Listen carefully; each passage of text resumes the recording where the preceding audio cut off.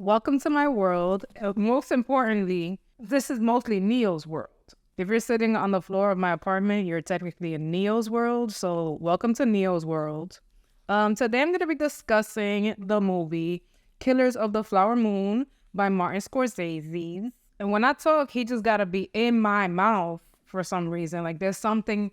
Am I eating something? I usually try to stay away from films like this. Like I'm a very snobby type of film person in a sense that films kind of had to fit a certain criteria for me to watch them. Like I need people of the global majority to be centered in films. Part of it was like, I already know that the Osage tribe, and you know what? I'm going to freeze frame it right here because throughout this video, you're going to hear me say Osage sometimes instead of Osage. Please don't come for me. I made a mistake. I'm human.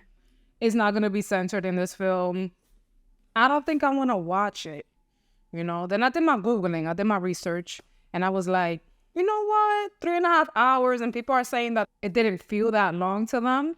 It piqued my interest. As a filmmaker, as a cinematographer, I kind of want to see like what are the techniques that Martin and his team employed so that the film can feel short, even though it's a 3.5 hour long movie. To kick off the whole reason behind me watching the film, I was talking to my dear friend, and we were having lunch together, and he asked, "What are you doing for Thanksgiving?" And I was like, "That's a bar.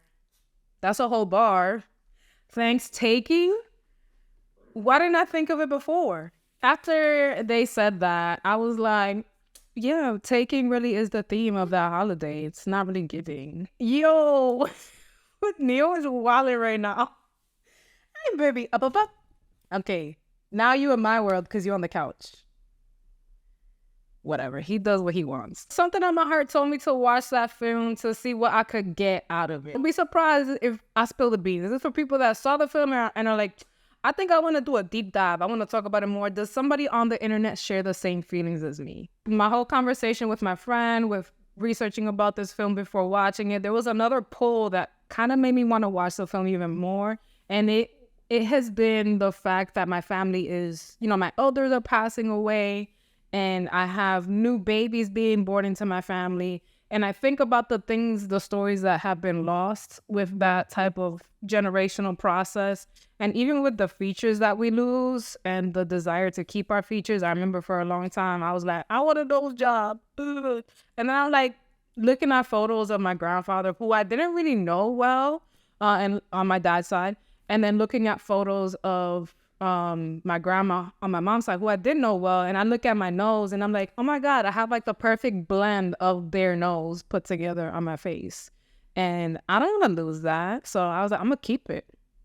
I think about how my family is indigenous, Arawakan, African, and Caucasian. And to me, that's what Dominicans are, in addition to any other influences that have passed through the island through any other way. And I won't really know unless I take like a 23andMe genetic test. But I see it in the customs and the cultures and everything like that, and the food, the way we dance. And I think about what I know and what I don't know, the things that have been lost. The reason I wanted to watch the movie was because maybe I could take something from that I would never know. Like if I wish somebody would have made a film about indigenous people in my lineage, and then I could see like, okay, what can I take from that film that I didn't know? But my expectations weren't high because this is a white man telling the story through a white man's lens. So I kept my expectations reasonable while watching the film. And I said to myself, okay, before this film starts, how much do you want to bet that there are some sick, subtle transitions that are keeping the pace of the film going so that viewers are engaged and that they don't trail off and, start losing sight of the story? And I was right.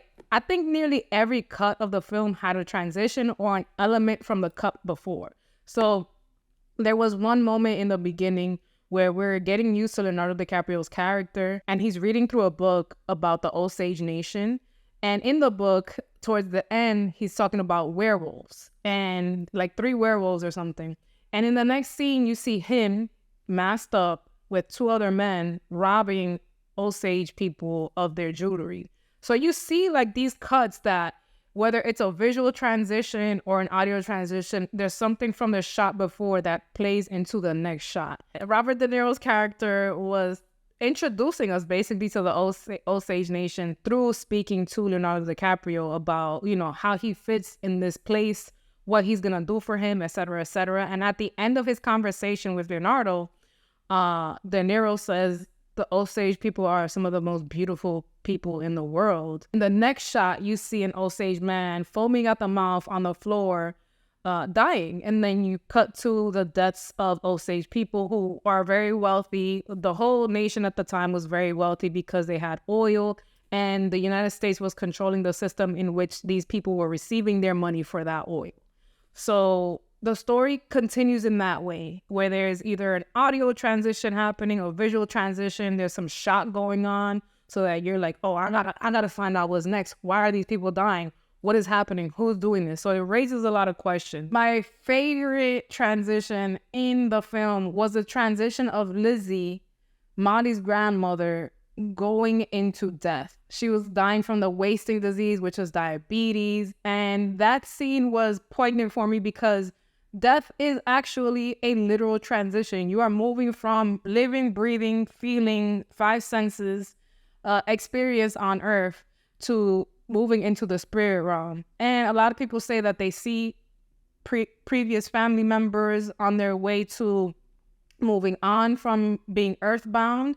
And the way that death was depicted in the perception of the Osage Nation in this film, through that quick transition and that quick scene, it was just stillness in the theater. And I'm like, damn, I've never seen death look so good, but not look so good because it was glamorous, look so good because of like the understanding of a transition being a transition in cinema and a transition being a transition in life into death.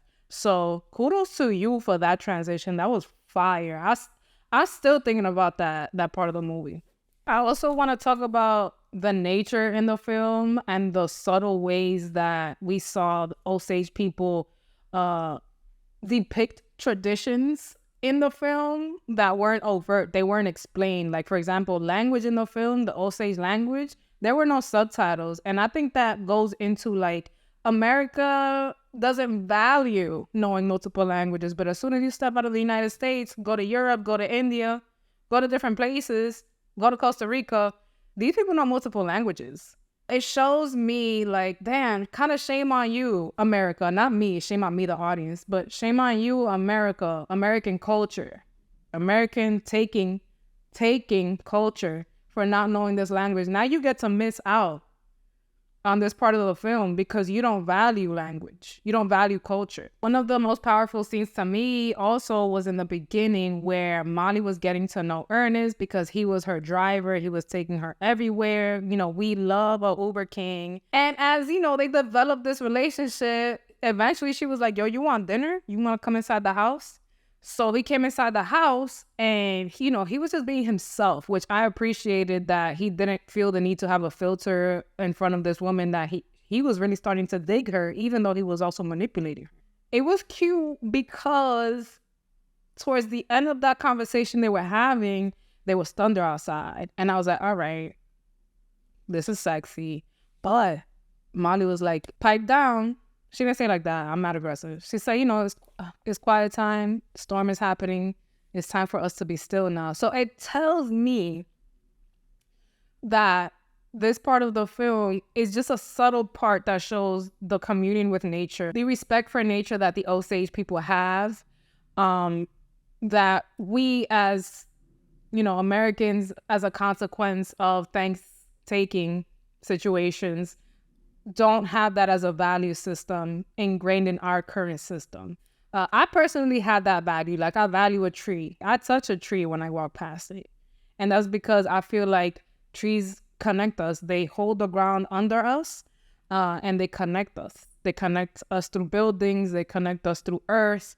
They're holding hands while we don't even see them doing these things. So I like to touch them and feel gratitude. Not every single tree, but the trees on my block, I touch them because I'm like, thank you for keeping me grounded in this land. Thank you for keeping me here. Thank you for finding opportunities for connecting me to people on this earth that are aligned with me. So that's just one way that I practice my communion with nature. That's just me though. But also with that scene of piping down, a storm is happening, you have to kind of think of it in our lives. Everybody getting laid off, there's unemployment happening, people are quitting jobs, people feel crushed under the pressure of capitalism.